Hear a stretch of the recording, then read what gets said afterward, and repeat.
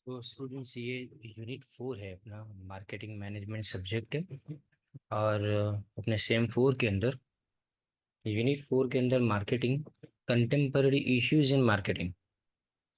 अब कंटेम्पररी यानी अभी के ज़माने के अंदर जो इश्यूज मार्केटिंग के अंदर हमको आते हैं वो सब इसके अंदर इंक्लूड किए जाएंगे।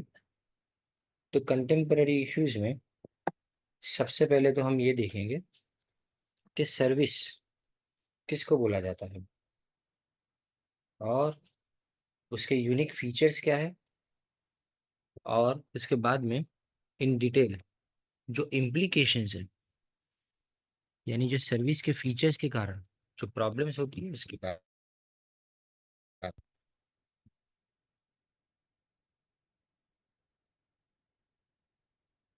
तो हम शुरुआत करते हैं इसके अंदर। सबसे पहले हम सर्विस का मीनिंग देखेंगे। सर्विस किसको बोला जाएगा? तो सर्विस हमारे लिए द टर्म प्रोडक्ट। इसके अंदर जब भी हम प्रोडक्ट की बात करें तो प्रोडक्ट का मतलब सिर्फ फिजिकल प्रोडक्ट नहीं होता, लेकिन उसके अंदर साथ में सर्विस भी इंक्लूडेड होती है। जैसे कंप्यूटर को हम प्रोडक्ट बोलते हैं, लेकिन जो कंप्यूटर एजुकेशन है वो अपने लिए सर्विस है। इसका मतलब कि सर्विस के अंदर समथिंग दैट ऑफर बेनिफिट्स और सेटिस्फेक्शन टू कस्टमर, यानी यहाँ पे भी सेटिस्फेक्शन तो है ही, यानी customer must be satisfied. Service को यूज करके कस्टमर को जैसे प्रोडक्ट को यूज करके सेटिस्फेक्शन मिलता है, वैसा ही सेटिस्फेक्शन कंज्यूमर को सर्विस को एंजॉय करके मिलेगा। अब marketing of services is equally important as marketing of goods. Goods का मार्केटिंग तो अपने आसानी से कर पाएंगे, लेकिन सर्विस का मार्केटिंग करना थोड़ा इसके अंदर, क्योंकि इनटेंजिबल है service. But due to some unique features of services, the marketing of services is considered a specialised task within marketing. तो अब ये हमारे लिए एक स्पेशलाइज्ड टास्क हो गया, यानी मार्केटिंग करने की सर्विस के लिए, सर्विस के यूनिक फीचर्स के कारण उसमें हमको प्रॉब्लम्स होती है। तो पहले तो बात कि यूनिक फीचर्स ऑफ सर्विसेज, इसकी शॉर्ट नोट है ये देखें। Services are perform not produce. Service produce नहीं होती, परफॉर्म होती है। तो इसका मतलब सर्विस किसी फिजिकल प्रोडक्ट के साथ में कनेक्टेड नहीं है। दूसरी बात, services do not involve any ownership transfer. Usually the services do not result into ownership of anything. अगर आप थिएटर में जाते हो तो आप थिएटर के मालिक नहीं बन जाते, हम सिर्फ 3 आवर्स की जो मूवी है उसको एंजॉय कर पाते हैं। In marketing of services there is no transfer of ownership, यानी ट्रांसफर ऑफ ओनरशिप इसके अंदर बिल्कुल भी नहीं है। इट मीन्स व्हेन कंज्यूमर यानी buyer buys the product he becomes the owner of the product. लेकिन जब वो सर्विसेज किसी के पास से खरीदता है तो सिर्फ सर्विस का एक्सपीरियंस उसको मिलता है। वो सर्विस जहाँ से प्रोड्यूस हो रही है वो चीज़ उसकी मालिकी की नहीं हो जाती है। फिर आता है सर्विसेज आर इंटेंजिबल। इंटेंजिबल यानी जिसको देख नहीं सकते। Services can not be seen touched और इवन स्मेल्ड। ना उसकी खुशबू आती है, ना उसे टच किया जा सकता है, ना उसे देखा जा सकता है। दे कैन बी फेल्ट और एक्सपीरियंस, उसका सिर्फ एक्सपीरियंस हो सकता है हमको बाय द कंज्यूमर, यानी हायरर यानी जो उसको भाड़े पे लेता है या जो सर्विस को अवेल कराता है वो। But it is incorrect to say that all the services are 100% intangible. सब सर्विस 100% इंटेंजिबल नहीं होती है। जैसे बैंकिंग, बैंक एक जगह है, तुम जगह देख के बैंकिंग की सर्विस एंजॉय करने वहां जाते हैं। फिर रेस्टोरेंट की बात करें तो रेस्टोरेंट जगह है, होटल एक जगह है, कंसल्टेंसी फर्म, कार के रेंटल्स तो कार अपने सामने है, हॉस्पिटल तो हॉस्पिटल के अंदर हम जाके वो सर्विस अवेल करते हैं। ये सब टेंजिबल और इनटेंजिबल दोनों कंपोनेंट रखते हो, मतलब कुछ चीज़ें दिखती है और कुछ चीज़ें नहीं दिखती है। सर्विसेज आर इंसेपरेबल और इमीडिएट। इंसेपरेबल मतलब उसको जिस वक्त सर्विस परफॉर्म होती है उस टाइम से अलग नहीं किया जा सकता। देखो, इसमें सर्विस में इंसेपरेबिलिटी दो तरह की होती है। Two kinds of inseparability. Inseparability of production of services and consumption of services, यानी जहां प्रोड्यूस होता है ना वहां कंज्यूम हो जाती है सर्विस। यानी जिस जगह तुम प्रोड्यूस करोगे वहीं पे उसको उसी टाइम पे कंज्यूम करना पड़े। It means the services are produce and consume simultaneously, यानी साथ में। साइमल्टेनियसली का मतलब in terms of time and location. Inseparability of service from the service provider, ये सर्विस प्रोवाइडर से अलग नहीं हो सकती सर्विस। फिर सर्विसेज आर वैल्यू वेरिएबल और हेट्रोजीनियस। वेरिएबल यानी बदलती रहती है, तीन अलग अलग रीजन है उसके। Services are inseparable from the service provider. So service differs from person to person who provide the service. यानी हर इंसान के लिए सर्विस अलग होती है। हर इंसान जो सर्विस प्रोवाइड करता है, जैसे पढ़ाने की बात करें तो पढ़ाना एक ही सिलेबस को है, लेकिन पढ़ाने वाला अलग होता है। यानी प्रोवाइडर जैसा वैसा सामने वाले को समझ में आएगा। Services are people intensive. People intensive यानी वो उन लोगों पे डिपेंड करते हैं जो सामने बैठे हुए जो सर्विस को एंजॉय करने आते हैं। So the performance of services differs from person to person. They create person utility. ये याद रखना है। कौन सी यूटिलिटी? पर्सन यूटिलिटी, यानी पर्सनल यूटिलिटी जैसा है। Service is also depend upon the time. तो ये आपको टाइम यूटिलिटी भी क्रिएट करके देती है, और वो डिपेंड करती है प्लेस के ऊपर, तो इसलिए वो प्लेस यूटिलिटी भी क्रिएट करती है। तो सर्विस तीन तरह की यूटिलिटीज को क्रिएट करती है। पहले पर्सन यूटिलिटी, जब वो जिस इंसान को दी जाती है उस इंसान पे डिपेंड करे तो पर्सन यूटिलिटी। लेकिन जिस टाइम पे दी जाती है वो टाइम पे डिपेंड करे तो टाइम यूटिलिटी, और जिस जगह पे दी जा रही है उस जगह पे डिपेंड करे तो प्लेस यूटिलिटी। अब सर्विसेज आर पेरिशेबल। पेरिशेबल यानी खत्म हो जाती है। Services are perishable so they can not be stored. उसको अपने स्टोर नहीं कर सकते हो। As a result they are produce and consume simultaneously. साथ में उसको खत्म करना पड़ता है। जहाँ पे प्रोडक्शन होता है वहीं पे कंज्यूम करना पड़ता है। They satisfy present consumption needs, not the future consumption needs. यानी अभी की ज़रूरतों को वो सेटिस्फाई जरूर कर पाएगी, लेकिन फ्यूचर नीड्स को नहीं। हम ऐसा नहीं मान सकते कि आज अगर मूवी है, थिएटर में अपने मूवी देखने जाते हैं, तो आधी मूवी आज आधी मूवी कल, नॉट पॉसिबल। अगर आधी मूवी आज छोड़ के आप चले जाते हो तो इतना टाइम पीरियड जो आपका गया उसके पैसे आपको रिटर्न नहीं दिए जाते। Now production of service is require presence of customer. Customer का हाजिर रहना वहाँ पे ज़रूरी है, यानी फिजिकली उसका प्रेजेंट रहना वहाँ पे ज़रूरी है। Now services differ from product to product. The products are sold through different channels.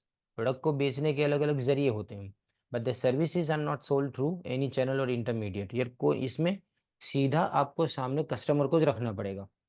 अभी समझो कि अपने ऐसा माने कि फिजिकली प्रेजेंट होना, तो आपको लगता है कि अगर मैं समझो ये आपको रिकॉर्डिंग भेज रहा हूँ, तो रिकॉर्डिंग तो आप फिजिकली प्रेजेंट नहीं हो, लेकिन आप वर्चुअली प्रेजेंट हो।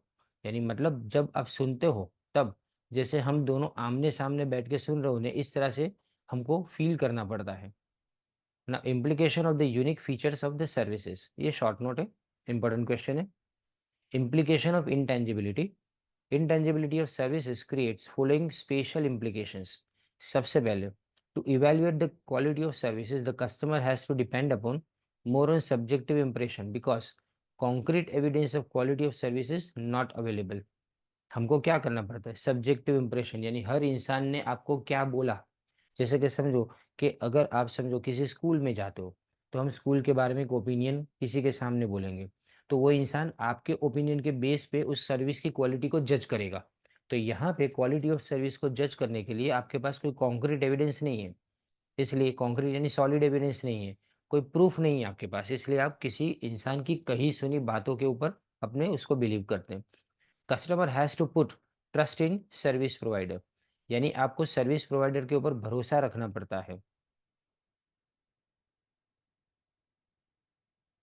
यानी वो क्वालिटी ऑफ सर्विस को एडवांस में जज नहीं कर पाएगा। It is impossible to get the patent rights और copy rights in case of service. आपको पेटेंट या तो कॉपी राइट्स नहीं मिल सकते, सर्विस के नहीं मिल सकते। हाँ, आपने बुक लिखी उसके मिल सकते हैं, लेकिन आप सर्विस के पेटेंट राइट मांगो वो नहीं पॉसिबल है। अब हाउ टू टेकल, अब पहला आता है ये इंटेंजिबिलिटी हो गया तुम्हारा, इम्प्लीकेशन ऑफ इंटेंजिबिलिटी। सर्विस दिखती नहीं है तो इससे क्या इफेक्ट होगी। अब इस इंटेंजिबिलिटी को कैसे टेकल किया जाए, तो मार्केटर तब क्या करेंगे, टैकल यानी उससे कैसे सामना किया जाए। तो highlights the benefits. The marketer must highlight benefits of services through fact and figures. They include reliability, safety, customer care and position of customers. ये इस हर चीज को अलग अलग समझना है। देखो रिलायबिलिटी यानी भरोसा कितना, इसीलिए रेटिंग्स दिए जाते हैं सर्विस प्रोवाइडर को। सेफ्टी, प्रोडक्ट की सेफ्टी क्या, कस्टमर केयर कैसा है इसका, कॉम्पिटिटर उसके सामने कितने आगे या तो पीछे हैं। फिर develop a tangible representation of the intangible service. जैसे बैंकिंग की बात करो तो बैंकिंग के अंदर आपको अगर एटीएम कार्ड अच्छा दिया जाए, एटीएम कार्ड को जहाँ से अपने पैसे विड्रॉ करने एटीएम से वो लोकेशंस अच्छी जगह पे दिए जाए, या बैंक आपके नज़दीक में हो, ये सब आप देखते हो, तो आप टेंजिबल चीज़ों को देख के इनटेंजिबल सर्विस का प्रेजेंटेशन करते हो। Association associate the service with certain easily perceived object and ideas. जैसे कि हम किसी एक पैकेज टूर में जाते हैं तो हम क्या समझेंगे, हम इंफॉर्मेशन किसके बारे में लेंगे, भाई होटल कैसी है, उसका फूड कैसा है, अदर फैसिलिटीज़ होटल के अंदर है कि नहीं, साइट सीइंग में कितना टाइम स्पेंड किया जाता है, पिकअप एंड ड्रॉप फैसिलिटी है कि नहीं, डिपार्चर डेट्स, जिस टाइम पे हमारा प्लेन जाने वाला या ट्रेन जाने वाली उस टाइम पे हमको लेने रखने के लिए कोई आने वाला है कि नहीं, स्टेशंस, ये सब कहाँ कहाँ पे रोका जाता है। Use well known and credible personalities in promotion. ये लोग क्या करेंगे, आपके सामने एक ऐसी पर्सनालिटी को यूज करेंगे, जैसे कि किसी एक्टर को यूज किया जाए, किसी क्रिकेटर को यूज किया जाए, वो लोग के होने से, उन लोगों के सामने होने से हमको एक इम्प्रेशन लगती है कि नहीं, ये लोग अगर ब्रांड को एंडोर्स कर रहे हैं तो ये ब्रांड अच्छी होगी। Build reputation and use it for promotion. For example, due to years of satisfactory services in tourism industry, Thomas Cook has become synonymous with travel. यानी रेपुटेशन बिल्ड करना, एक बार, दो बार, 10 बार, 20 बार, बार बार अगर लगातार सारे रिपोर्ट्स अच्छे आ रहे हैं तो कस्टमर के माइंड में कॉन्फिडेंस बढ़ेगा। Focus on tangible and visible aspect. किस पे फोकस करना है, हमको फोकस करना है जो टेंजिबल चीज़ है उसके ऊपर। जैसे कि अगर सैंपल हाउस डिस्प्ले किया जाए तो उसके ऊपर से क्वालिटी ऑफ सर्विस पता चल जाएगी कि भाई कंस्ट्रक्शन कैसे किया गया, पेंटिंग कैसा है, फिटिंग्स कैसे, डेकोरेट कैसे किया घर को। फिर manage the evidence emanating from the services. Emanating मतलब रिलीजिंग फ्रॉम सर्विसेज, सर्विस में से दिखने वाले। The marketer can use the proof of zero breakdown और satisfactory feedback of past customer. यानी पास कस्टमर्स के हम व्यू पॉइंट्स इसके अंदर रखेंगे, और पास कस्टमर ने क्या बोला हमारी प्रोडक्ट के बारे में, यानी हमारी सर्विस के बारे में क्या बोला उसके बारे में। तो ये पहला हुआ इंटेंजिबिलिटी का। अब दूसरा है implication of inseparability. Due to inseparability of services from the service provider, the market of certain services gets restricted to specific geography or in specific quantity. This happens in case of services of reputed choreography, dress designing, hair dressing. देखो inseparability है तो हम क्या मानते हैं, service provider को service के साथ में ज्वाइन कर देते हैं कि भाई यहाँ की सर्विस सबसे बेस्ट, या तो ये इंसान की सर्विस सबसे अच्छी। टैक्स और कंसल्टेशन की बात करें तो जो लोग इस टैक्स और कंसल्टेशन के बिजनेस के अंदर है तो उनकी सर्विस सबसे अच्छी, ऐसा मान के हम क्या करते हैं, हम उसी पे बिलीव करके हम प्रोडक्ट को यानी सॉरी सर्विस को एंजॉय करने जाते हैं। अब how to tackle inseparability. The problem of inseparability can be tackled by the use of automation. Use of automation यानी ऑटोमेटिक मशीन जैसे video conferencing, standardization of service जैसे Javed Habib. So service provider should select proper means of automation, proper selection and training of personnel. जितने भी staff members है उनका selection ऐसे किया जाता है कि वो आपकी सर्विस जो आप प्रोवाइड करते हो उसके अंदर जरा भी उसके अंदर रिस्क ना ले। अब ये इम्प्लीकेशन इनसेपरेबिलिटी का हुआ। अब इम्प्लीकेशन है वेरिएबिलिटी की। वेरिएबिलिटी मतलब बदलना, हर इंसान के हिसाब से सर्विस बदलती जाती है, तो हम सर्विस को कभी भी स्टैंडर्ड फॉर्म के अंदर नहीं देख सकते। Services are never standardised. To overcome this problem the groups of personal should be put as an in charge instead of only individual. हम एक इंसान को नहीं रखेंगे, एक से ज़्यादा लोगों को रखेंगे वहाँ पे। Moreover, to secure the quality and uniformity in service, quality अच्छी रहे, यूनिफॉर्मिटी यानी एक जैसी सर्विस मिले। The team member should get the training about the quality and uniformity. Training मिलनी चाहिए मेंबर्स को। And because beside this some degree of automation, इसमें भी ऑटोमेशन आ सकता है, जैसे जंबो किंग और for vada pav and burger, उसके लिए अपने जंबो किंग देखते हैं ना। इम्प्लीकेशन ऑफ पेरिशेबिलिटी यानी सर्विस खत्म हो जाती है, उससे क्या फर्क पड़ेगा। Due to perishability the supply of services can not be increase और decrease in response to the change in demand. यानी हम सर्विस को इंक्रीज डिक्रीज सप्लाई को नहीं कर सकते, यानी हम जानते हैं कि इतने कस्टमर हमारे सामने हैं तो इतनी चीजें हम कर सकते हैं, अब इसको इंक्रीज डिक्रीज नहीं कर सकते। So there is a mismatch, हमेशा डिमांड और सप्लाई के बीच में मिसमैच होता है। अब how to tackle the perishability, the service provider can use differential pricing, यानी सबके लिए अलग अलग pricing to make the demand and supply. For example, airlines release more promotional seats on Tuesday, which is off peak day. Tuesday को अगर flight की ticket book कराएंगे तो उसमें कोई ज़्यादा रश नहीं होता, इसलिए सस्ते में मिल जाती है। और जब पीक डिमांड होती है वो सर्विस प्रोवाइडर अपने पार्ट टाइम एम्प्लॉयज को भी क्या करेगा, उसके साथ में ज्वाइन कर लेगा, यानी ज़्यादा अच्छी तरह से सर्विस दे पाए। He can also offer the reservation systems to book services, दूसरी सिस्टम भी डेवलप करें। अभी तो क्या कि ये सब ज़रूरी नहीं, सब ऑनलाइन हो चुका है, इसलिए तो फर्स्ट क्वेश्चन कंप्लीट हुआ, ये इंपॉर्टेंट क्वेश्चन था। अब ये वाला क्वेश्चन देखो, व्हाट इज रिटेलिंग। रिटेलिंग छूटक व्यापार, explain the types of retailing and discuss the retail marketing decisions. अब रिटेलिंग का मतलब, रिटेलिंग में वो सारी एक्टिविटीज आ जाती है जो गुड्स को सीधे कस्टमर तक पहुंचाती है, चाहे पर्सनल या तो नॉन बिजनेस यूज के लिए। यानी अगर बिजनेस यूज के लिए हुआ तो वो रिटेलिंग नहीं है। जैसे कि कोई कार मैन्युफैक्चरर कार को अगर समझो किसी शोरूम वाले को बेचता है तो ये तो बेचने के लिए बिजनेस यूज के लिए हुआ, लेकिन अगर कस्टमर को बेचता है वो रिटेलिंग हो गया। A retailer or retail store in any business enterprise whose sales volume comes primarily from retailing, वो पैसा कहाँ से लाते हैं, तो रिटेल बेच के, यानी एक एक कस्टमर को टैकल करके वो पैसा लाते हैं। देयरफॉर एनी ऑर्गेनाइजेशन, चाहे वो मैन्युफैक्चरर हो, होलसेलर या तो रिटेलर, जो फाइनल कंज्यूमर को बेचेगा वो रिटेलिंग में है, ऐसा माना जाएगा। अब टाइप्स ऑफ रिटेलर्स, एक तो speciality store, they sell only narrow product lines. Narrow product lines का मतलब कुछ चीज़ें जैसे sports goods such as athlete food, Tallman, the Limited, the Body Shop. Body Shop अपने यहाँ पे बड़ोड़ा में भी इसकी शॉप फ्रेंचाइजी है। They sell several product lines such as, I think ये ईवा मॉल में है द बॉडी शॉप।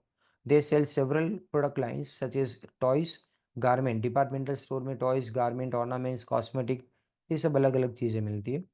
और supermarket low cost, low margin, high volume और सेल्फ सर्विस वाली चीज़ है, इसके अंदर आती है। सेल्फ सर्विस यानी मतलब आपको खुद जाके वो चीज़ उठानी पड़ती है और उसका पेमेंट करने के लिए फिर आपको लाइन में खड़ा रहना पड़ता है। ये फूड या तो हाउस होल्ड प्रोडक्ट्स के लिए, जैसे स्पेंसर मॉल, रिलायंस फ्रेश, ये सब इसके एग्जाम्पल्स हैं। कन्वीनियंस स्टोर, ये स्मॉल स्टोर है, ये रेसिडेंशियल एरिया के आजू बाजू में होते हैं। जैसे ये 24/7 ओपन रहते हैं, ऐसा समझो। जैसे लिमिटेड प्रोडक्ट लाइंस, ये कन्वीनियंट प्रोडक्ट बेचती है, यानी मतलब रोज की चीज़ें बेचेगी, रोज जो जरूरी है ना वही चीज़ है। फिर डिस्काउंट स्टोर है, they are low price, low margin, high volume store, volume इसमें ज़्यादा होता है, पर ये ज़्यादातर स्टैंडर्ड प्रोडक्ट्स बेचते हैं, यानी ब्रांडेड प्रोडक्ट बेचते हैं, जिसमें आता है वॉलमार्ट एग्जाम्पल। फिर of price retailer, they sell left over goods and irregular merchandise, यानी लेफ्ट ओवर यानी बची हुई चीज़ें, अगर पीक सीजन ख़त्म हो गई उसके बाद में जो बचे हुए गुड्स हैं उसको बेचने का काम इस तरह के स्टोर्स में किया जाता है। एंड ऑफ सीजन सेल जिसको बोलते हो, वो लेस देन रिटेल प्राइस पे बेचते हैं। इसमें फैक्ट्री आउटलेट्स भी होते हैं, इंडिपेंडेंट ऑफ प्राइस रिटेलर्स। फिर super store, they have got huge selling space, उनके पास सेलिंग स्पेस बहुत बड़ी होती है, उनके पास फूड आइटम्स है और अदर हाउस होल्ड आइटम्स के पास होती है। फिर catalogue showroom, they sell high markup, fast moving and branded goods. High markup का मतलब जिसकी प्राइसेस ज़्यादा होती है, और फास्ट मूविंग चीज़ें और ब्रांडेड चीज़ें बेचते हैं ये लोग कैटलॉग शोरूम वाले।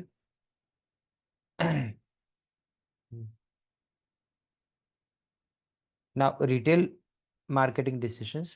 In past, the retailers were holding the customers by offering convenient, local, special और unique assortment of good. Assortment का मतलब category of goods, greater और better service and store credit cards. और वहाँ पे क्रेडिट कार्ड्स की facility भी आपको मिलती थी। Today many departmental stores have trimmed का मतलब बाजू में लिखा है reduced the service is whereas many discounters have increased the services, कुछ ने सर्विस को कम किया, कुछ ने बढ़ाया। Similarly the customers have also become smart shoppers. They do not want to pay more for identical brands. एक ही तरह की चीज़ के लिए कोई ज़्यादा पैसे देने के लिए आज तैयार नहीं है। अगर आपको उसी चीज़ के अंदर कम सर्विस मिलती हो तो सवाल नहीं, कोई भी खरीदेगा नहीं। Moreover, they do not want any credit from particular store because they can easily get the credit from the banks. आप क्रेडिट कार्ड यूज़ कर लो तो आपको उस स्टोर वाले से क्रेडिट लेने की ज़रूरत नहीं है। तो हम क्रेडिट कार्ड को यूज़ करने से वो स्टोर वाले से क्रेडिट नहीं लेना चाहते। तो स्टोर वाला अगर प्राइस ज़्यादा चार्ज करे तो हमको ज़रूरत नहीं है, क्योंकि हमको क्रेडिट कार्ड से वही चीज़ मिल जाती है उधार में।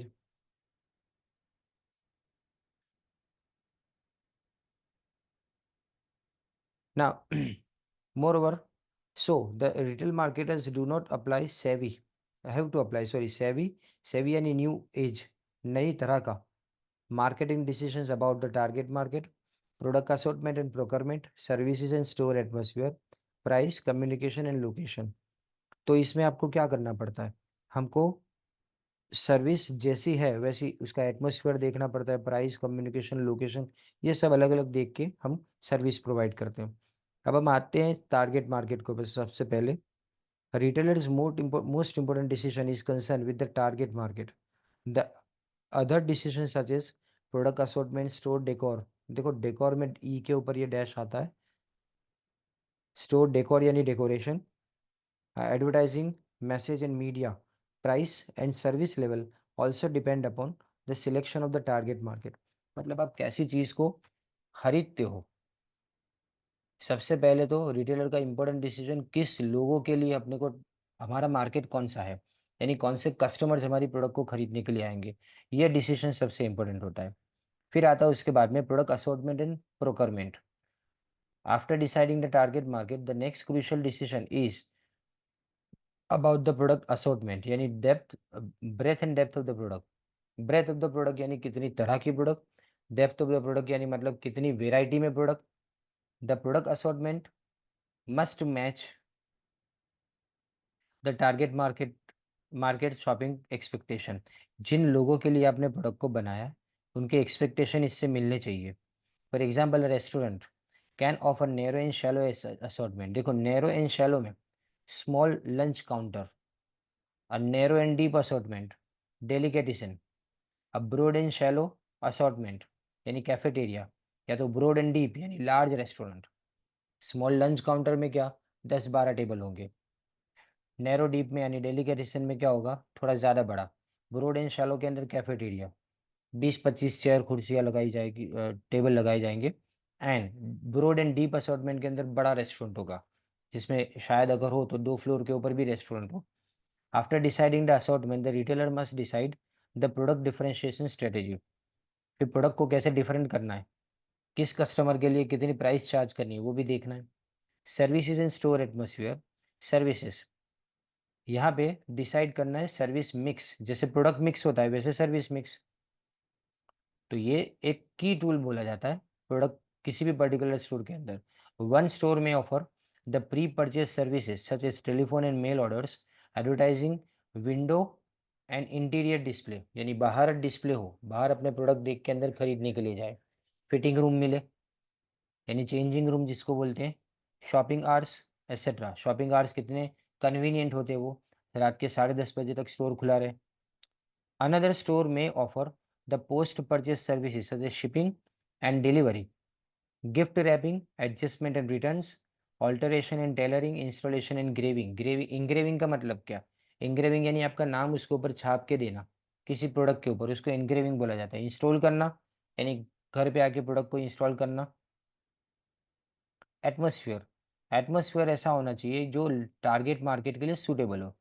द स्टोर एटमोसफियर, इसमें डिज़ाइन, कलर और लेआउट, तीन चीज़ें आती है स्टोर के बारे में। It can be bright, it can be vibrant, vibrant यानी अलग अलग कलरफुल सिचुएशन होने वैसा। फिर उसके बाद आता है price decision. The pricing decision is very important decision. The pricing must be done in relation to the target market, mix of products and services as well as the competition. यानी कैसी product है कैसी service है, दोनों को मिला के competition कैसी है, ये सब ध्यान में रख के अपने प्राइसिंग डिसाइड करनी चाहिए। All the retailers want to achieve high volume and high gross margins, but both together are not possible. अगर आपको ज़्यादा बेचना है तो प्रॉफिट कम रखना पड़ेगा, और अगर ज़्यादा प्रॉफिट चाहिए तो बिकेगा ज़्यादा नहीं। सम रिटेलर्स, दोनों चीज़ें साथ में पॉसिबल नहीं है। सम retailers want high markup with lower sale volumes, whereas other retailers want low markup with higher sales volumes. Many retailers put low prices on some items. कुछ लोग क्या करते हैं, कम प्राइस के अंदर बेचना शुरू करते हैं। अब इसके बाद आता है communication decision. The retailers use wide range of communication to traffic and buying. Such communication tools include advertising. Traffic का मतलब कितने लोग कस्टमर्स आते हैं और कितने इसमें से सच में खरीदेंगे। सच कम्युनिकेशन टूल्स इंक्लूड, इसमें क्या क्या आता है, advertising, special cells, many money saving coupons, frequently shopping reward. जैसा जैसे अपने पिज़्ज़ा हट या तो डोमिनोज के अंदर जाते हैं तो उसमें आपको कूपन दी जाती है, जिस वक्त आपने खाना खाया उस वक्त तो आप 1 मंथ के अंदर वहाँ पे वापस रिटर्न आते हो तो आपको 15% या 20% डिस्काउंट दिया जाएगा। ये मनी सेविंग कूपन या तो फ्रीक्वेंटली शॉपर रिवॉर्ड हुआ। Some retailers are use tasteful advertising in high fashion magazine. तो बड़े बड़े मैगजीन्स के अंदर कुछ लोग एडवर्टाइजमेंट्स बनाते हैं। दे ऑल्सो ट्रेन, तो वो लोग ट्रेन भी करते हैं कस्टमर्स को कैसे हैंडल करना है, उनकी नीड्स को कैसे समझना है, उनकी कंप्लेंट को कैसे सुनना है। Other retailers promote the idea of bargains and large savings. कुछ लोग ऐसा मानते हैं बार्गेनिंग चल रहा का, यानी जैसा भी करना हो वैसा अपने कस्टमर को किसी भी तरह से कन्विंस करें, ये बात होती है। अब लोकेशन डिसीजन, रिटेलर से that there are 3 keys to success. तीन अलग अलग चीजें सक्सेस के लिए, they are location, location and location. तो इस तो सबसे पहली बात, जनरल बिजनेस डिस्ट्रिक्ट, यानी आप डाउनटाउन या तो क्राउडेड सिटी एरिया, दो में से कहाँ पे जाना। डाउनटाउन यानी सिटी से थोड़ा दूर, और क्राउडेड सिटी एरिया जहाँ पे भीड़ भाड़ वाली जगह हो ना वो। Regional shopping centre, large suburban mall 40 से 200 स्टोर का जो हो। फिर कम्युनिटी शॉपिंग सेंटर 20 से 40 स्मॉलर स्टोर्स का। फिर strip mall, group of stores एक बिल्डिंग के अंदर 10-12 स्टोर्स हो। And location with in a larger store, एक बड़े स्टोर के अंदर एक छोटी सी जगह लेके या तो बड़ी जगह लेके अपने बिजनेस करें।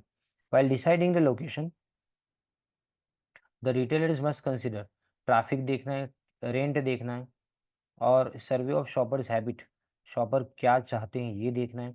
एनालिसिस ऑफ कॉम्पिटिटिव लोकेशन, भाई कैसा लोकेशन है, उसके आजू बाजू कंपटीशन कैसी है, ये सारी बातों को ध्यान में रख के हमको ये डिसीजन लेना होता है।